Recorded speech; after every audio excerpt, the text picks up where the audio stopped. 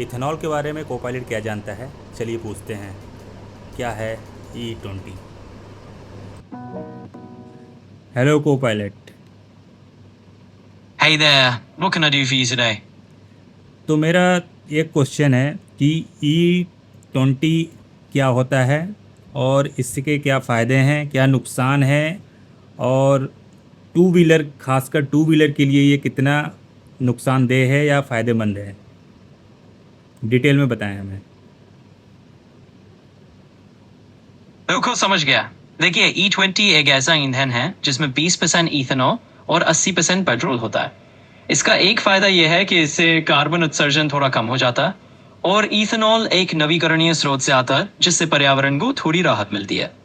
अब नुकसान की बात करें तो कुछ गाड़ियों में, खासकर अगर वे इस ईंधन के लिए तैयार नहीं है, माइलेज में थोड़ा फर्क पड़ सकता है या परफॉर्मेंस पर हल्का फुल्का असर हो सकता है। जहां तक टू व्हीलर्स का सवाल है, तो अगर आपकी बाइक E20 कंपैटिबल है तो वो ठीक से चलेगी। लेकिन अगर बाइक थोड़ी पुरानी है तो हो सकता है कि आपको थोड़ा ध्यान रखना पड़े और पहले किसी एक्सपर्ट से चेक करवाना अच्छा रहेगा।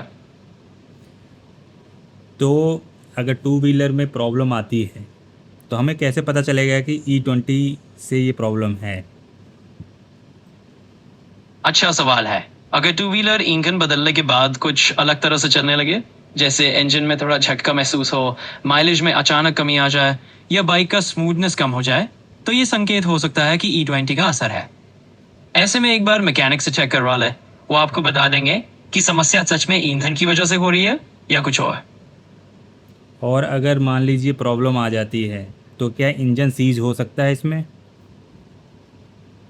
अच्छा बिल्कुल।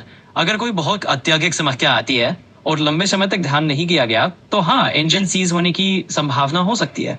लेकिन ज्यादातर मामलों में अगर आप जल्द ही किसी मैकेनिक को दिखा लें और नियमित मेंटेनेंस रखें तो ऐसी नौबत कम ही आती है। ओके, धन्यवाद। आपका भी धन्यवाद। अगर आपको और कुछ पूछना हो तो निश्चिंत होकर बताइए, मैं हमेशा ही हाजिर हूँ।